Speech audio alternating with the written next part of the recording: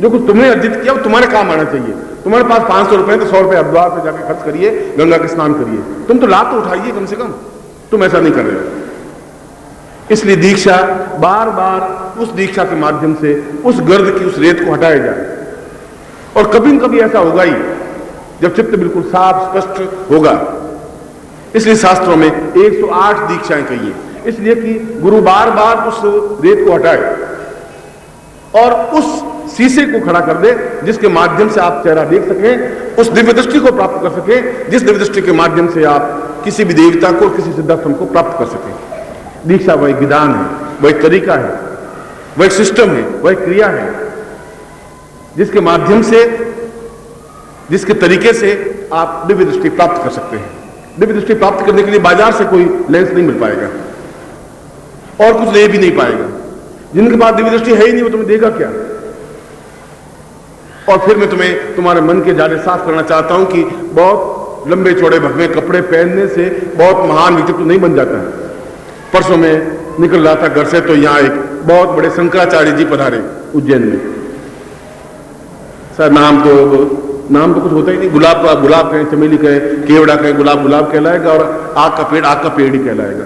आप उनको गुलाब कह दें, ये आग का पेड़ नहीं गुलाब है, अब उससे क्या फर्क पड़ेगा, वो तो आग का पेड़ कहलाएगा। मैं महाकाल मंदिर के बाहर खड़ा था दर्शन करने के लिए, तो वो कार रुकी।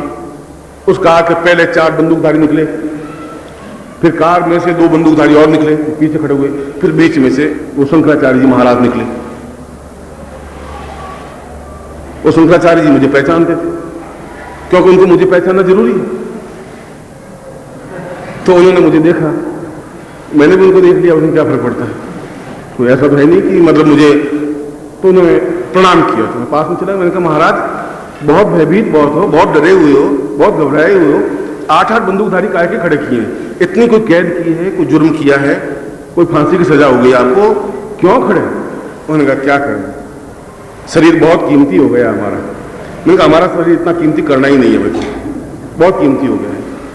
वे शंकराचार्य जी क्या तुम्हारे धर्म की रक्षा करेंगे, क्या देश की रक्षा कर पाएंगे, जो खुद ही भयभीत हैं, जो मरे हुए हैं, वे शंकराचार्य हैं कि अशंकराचार्य हैं, मुझे समझ में नहीं आया।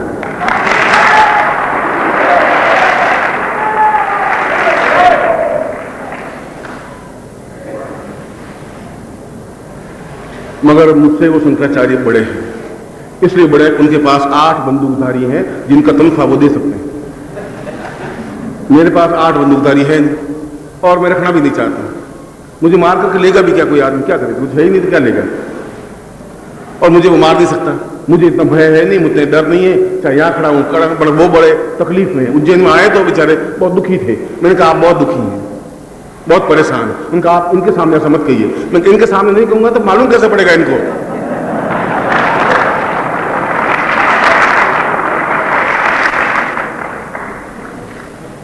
खैर, यह तो एक जीवन की क्रिया है, मगर आप लोग भी उससे चमत्कार ज्यादा होते हैं कि नहीं, बहुत बड़े हैं। हमारे दिल्ली में सज्जन कुमार जी बहुत बड़े MP हैं, क्योंकि उनके पास 12 बंदूकधारी आगे पीछे घूमते हैं कि नहीं, करोल बाग वाले सज्जन कुमार बहुत MP ऊंचे, वे MP ऊंचे।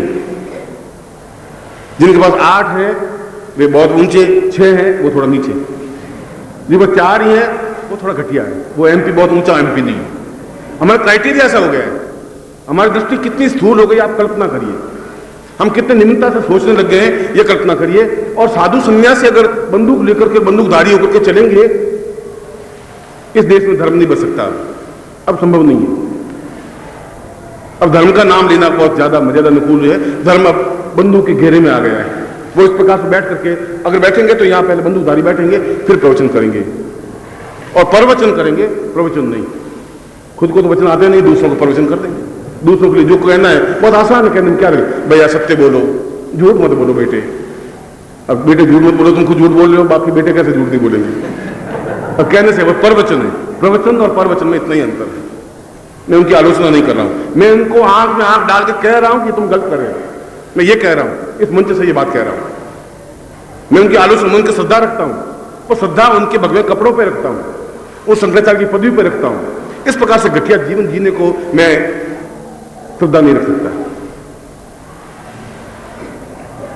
मगर हमें उस दिव्य दृष्टि को प्राप्त करने के लिए, इतना बोल्डली बोलने के लिए एक ताकत, एक क्षमता होनी चाहिए, एक साहस होना चाहिए, आत्मबल होना चाहिए। और आत्मबल कहीं से खरीदा नहीं जाता, वह विचलित नहीं होता। वह तो एक शरीर की मज्जा होती है, ऊर्जा होती है, तेजस्विता होती है, चेतन्यता होती है। और मैं उस दिव्य दृष्टि को देने के लिए ये क्रिया, ये बार बार की दीक्षा आपको दे रहा हूं। जितनी बार आप दीक्षा प्राप्त कर सकेंगे, एक से दूसरी, तीसरी, चौथी, पांचवी, उतना ही आपका चित्त परिमार्जन हो सकेगा। और जिस दिन आपका चित्त परिमार्जन हो जाएगा, उसके बाद दीक्षा की जरूरत नहीं है, उसके बाद और कुछ जरूरत है ही नहीं। अपने आप में आप सब कुछ प्राप्त कर सकेंगे, जो कुछ आप प्राप्त करना चाहते हैं, जो कुछ देखना चाहते हैं, और वह देख लें। वही जीवन की पूर्णता है, वही जीवन की श्रेष्ठता है। वह शिष्यत्व तुम्हारा धन्य है, वह मेरा गुरुत्व धन्य है, ऐसा धन्य है।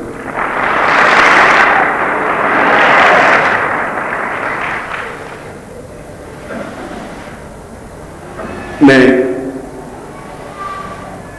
आपको दीक्षा दूंगा, और दीक्षा के बाद आज पूरा दिन तुम्हारा एक उपयोगी क्षण होने चाहिए, उपयोगी दिन होना चाहिए।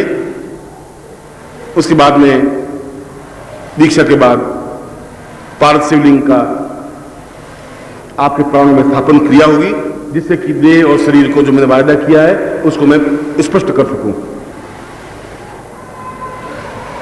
उसके बाद में आज का दिन और भी एक महत्वपूर्ण है। सुबह मंदिर के एक पुजारी जी हैं महत्वपूर्ण, उन्होंने बताया कि आज महाकाल मंदिर में और पिछले 144 वर्षों के बाद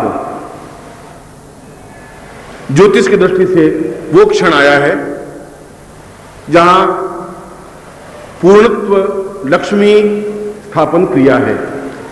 एक क्षण ऐसा आता है जब प्रत्येक एक ही बिंदु पर प्रत्येक ग्रह आ जाते हैं, और ऐसा क्षण 144 वर्षों के बाद घूमता हुआ आता है, जिस क्षण में केवल लक्ष्मी की आराधना ही होती है। क्षणों मतलब आधा घंटा या 15 मिनट या 20 मिनट या पौन घंटा, जिस उस बिंदु पर जब उसी सीध में सारे ग्रह रहे, फिर वो तो गतिशील होते हैं, आगे पीछे हो जाते हैं। उन्होंने कहा कि आप बताइए क्या ऐसा है, उन्होंने पंचांग डाक रखे कि हमारे 144 वर्षों के पहले भी ऐसा पूजन हुआ था इस महाकाल मंदिर में, क्योंकि भगवान शिव अपने आप में पूर्ण कुबेरपति हैं, भिखारी नहीं है। अगर मैंने कहा शमशान ईश्वाम क्रीडा स्मर हर पिशाचा सहचरा चिता भस्मा लेप,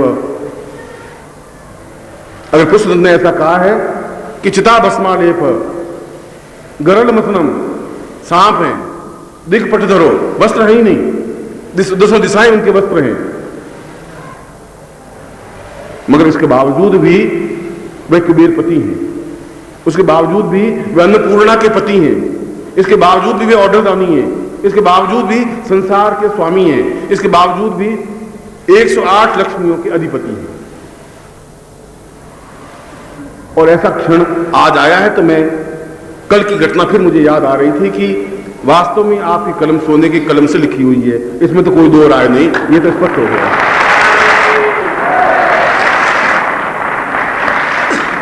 कल तो मुझे ध्यान ही नहीं था कि वास्तव में ऐसा क्षण आज के दिन है, क्योंकि मैं तो सीधा यही चिंतन करना रहा था कि आपको रुद्राभिषेक करवाना है और पार्थ शिवलिंग को स्थापन इसलिए करना है कि तुम्हारे जीवन में प्रत्येक घर में पार्थ स्थापित हो सके, और दीक्षा देनी है, और शाम को चारों वेदों से लक्ष्मी पूजन, रुद्र पूजन करवाना है। मगर जब उन्होंने कहा तो मैंने उस पंचांग को, उन्होंने पिछले पन्ने निकाले कि गुरुजी आप आज आइए और उस पूजन को संपन्न करवाइए उस महाकाल मंदिर में। तो मेरे लिए एक धर्म संकट सा एक क्षण के लिए आया कि अगर मंदिर में पूजन करवाऊंगा तो साधकों को पूजन नहीं करवा सकूंगा, और साधकों की फिजिकल प्रेजेंस करूंगा तो वहां नहीं आ सकूंगा, और उनको उत्तर भी देना जरूरी था, क्योंकि वे किसी का निमंत्रण लेकर के आए थे, अकेले तो आए नहीं थे, उनका इंडिविजुअल तो कोई पॉइंट था नहीं। तो मैंने उनको बड़ी सभ्यता से कहा कि आपके यहां तो महाकाल बैठे हैं, पूजन करवा देंगे, वो खुद ही अपने आप में अद्वितीय हैं ही, वे उनको ही आप कहिए कि वे ऋषि बन करके उस लक्ष्मी का पूजन, कुबेर का पूजन करवाएं, और साधक वहां बैठे हैं तो साधक तो बेचारे छोड़ के जाएंगे नहीं। अगर संभव हुआ तो फिर मैं साधकों का पूजन संपन्न करवाऊंगा, उसके बाद देखा जाएगा।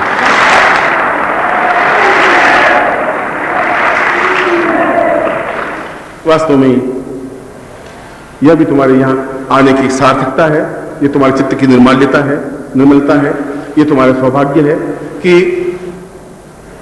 उस भगवान शिव की आराधना के साथ साथ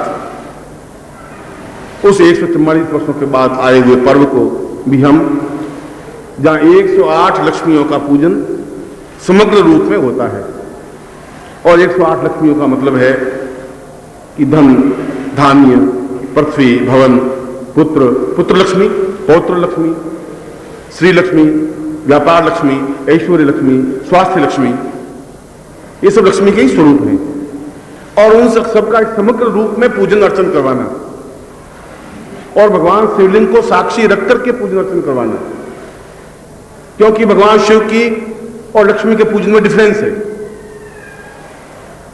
हेमदंत ने कहा है, एक और ऋषि हुए हैं हेमदंत, उन्होंने कहा है कि लक्ष्मी का पूजन करना ही व्यर्थ है। करनी क्या है लक्ष्मी को, मगर अगर लक्ष्मी का पूजन किया ही जाए तो भगवान शिव के सानिध्य में किया जाए।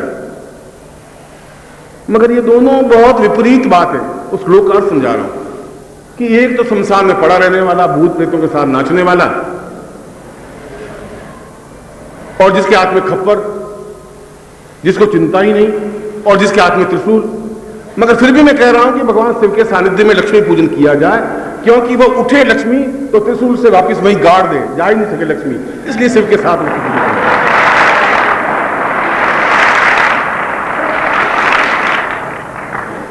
मैंने भी कहा है, उस एक दंत ने बिल्कुल सही बात कही, क्योंकि लक्ष्मी चंचला है, बाकी लोगों को भरमा सकती है, भगवान शिव को कहां भरमाएगी, छोड़ेगी कहां। विष्णु तो बेचारा कुछ कर नहीं सकता। वही ने कहा कि पुरुष पुरातन की वधु क्यों न चंचला होए, वो तो बेचारा बुढ़ा है विष्णु तो, और बुढ़े की जवान पत्नी होगी तो जवान पत्नी काहे का कहना मानेगी। पुरुष पुरातन की वधु क्यों न चंचला होए, चंचल है ही, एक जगह नहीं टिकी दूसरी जगह चली जाएगी।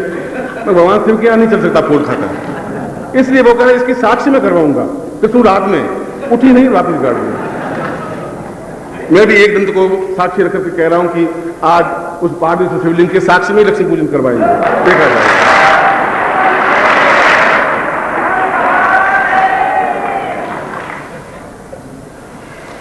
और एक और खुशी की बात यह है कि आज भगवान शिव का विवाह है, क्यों शिवरात्रि का मतलब ये नहीं कि शिव पैदा हुए शिव मरे, आज उनका विवाह है, और उस विवाह में आप बाराती हैं, शिव की तरफ से हैं।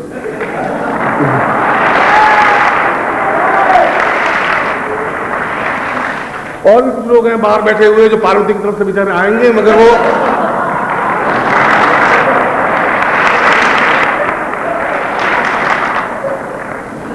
अब घराती और बराती में तो अंतर होता है। बराती तो सब दज के चला जाता है कि हाँ भाई क्या खाना बनाया है, क्या बात है, क्या खिलाना है बोलिए। वो बेचारे मेहनत करेंगे, खिलाएंगे पिलाएंगे, और फिर आपको पसंद आए नहीं आए तो आपको मैं निमंत्रण दे रहा हूं कि शिव की बारात में आप मेरे साथ शामिल चलें। शिव जी की तरफ से मैं आपको निमंत्रण दे रहा हूं, और उस क्षण को भी लाएंगे जब हम शिव की बारात में चलेंगे।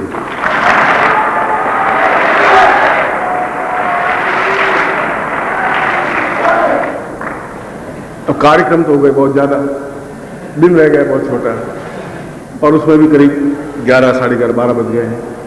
इसलिए मैं आज आपको 2 या 3 शिफ्ट में इन सारे प्रयोगों को, एक प्रयोग तो यह कि दीक्षा, दूसरा प्रयोग है शिवलिंग स्थापन, क्योंकि मैं रात्रि को शिवलिंग स्थापन करा के पूजन करना चाहता था, मगर अब यह जरूरी हो गया कि दोपहर को ही शिवलिंग स्थापन करूं, जिससे कि ठीक 3:15 पर जो लक्ष्मी का क्षण आता है उस लक्ष्मी का पूजन संपन्न करवा दूं 3:15 बजे, और उसके बाद में रात्रि को फिर रुद्राभिषेक चारों वेदों के साथ में,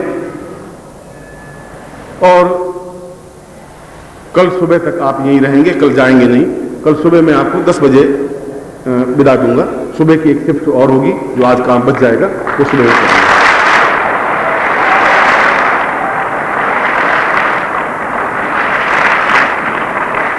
और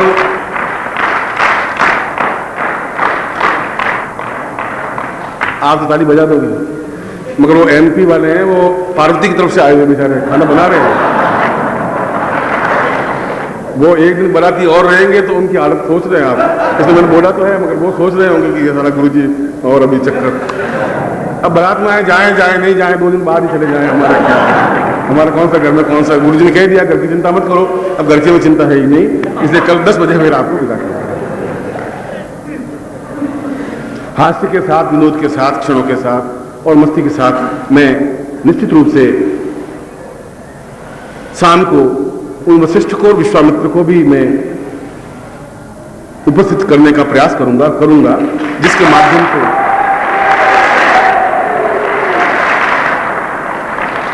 हम भगवान शिव का पूजन अर्चन पूर्ण क्षमता के साथ करें। अभी तो मैं ये सारे कार्यक्रम थोड़ा जल्दी होंगे, इसलिए आप ये ध्यान रखिए कि ठीक 2 बजे इस दीक्षा के बाद उपस्थित हों शिवलिंग के साथ, अपने खुद के शिवलिंग के साथ। प्रत्येक का व्यक्तिगत शिवलिंग हो, जिनके पास भी हो, जिसको स्थापन करवा दें। फिर 3:15 बजे लक्ष्मी पूजन अर्चन वो संपन्न हो। फिर रात्रि को आप विधि विधान के साथ में पूरा चारों वेदों के साथ अपने शिवलिंग पर पूरी स्थापन क्रिया, प्राण प्रतिष्ठा क्रिया संपन्न करें। इस प्रकार के आज कार्यक्रम होंगे जो निर्मोही आपको समझा देगा। मैं अब दीक्षा विधान आपके सामने स्पष्ट कर रहा हूं। जो भी दीक्षा में बैठे हैं, जो नहीं बैठे दीक्षा नहीं दे वो भी, जो बाहर बैठे वो भी, दीक्षा तो कोई भी, दीक्षा का मतलब है कि मैं मंत्र उच्चारण कर रहा हूं। जो प्रारंभिक दीक्षा ले रहे हैं उनको मैं गुरु मंत्र दूंगा, जो दीक्षा ले चुके हैं उनको मैं द्वादश ज्योतिर्लिंग दीक्षा दूंगा, जो विशेष दीक्षा ले रहे हैं उनको विशेष दीक्षा मंत्र दूंगा। तीनों को एक साथ ही अपने अपने तरीके से संपन्न करवाऊंगा, जिससे कि प्रत्येक व्यक्ति चाहे ऊपर बैठे हो, चाहे आप सामने बैठे हो, चाहे बाहर बैठे हो, वे लाभ उठा सके। इसलिए कि दीक्षा के बाद ही वे शिवलिंग को स्थापन कर सकेंगे। दीक्षा के बाद ही भगवती लक्ष्मी का प्रतिमा पूजन और उसको अपने जीवन में पूर्णता के साथ स्थापित कर सकेंगे। ऐसा मैं प्रयास आपके लिए कर रहा हूं। इसलिए दीक्षा तो आप सबके लिए खुली है और सबको मैं दीक्षा दे रहा हूं। आप सीधे बैठ जाए और आनंद।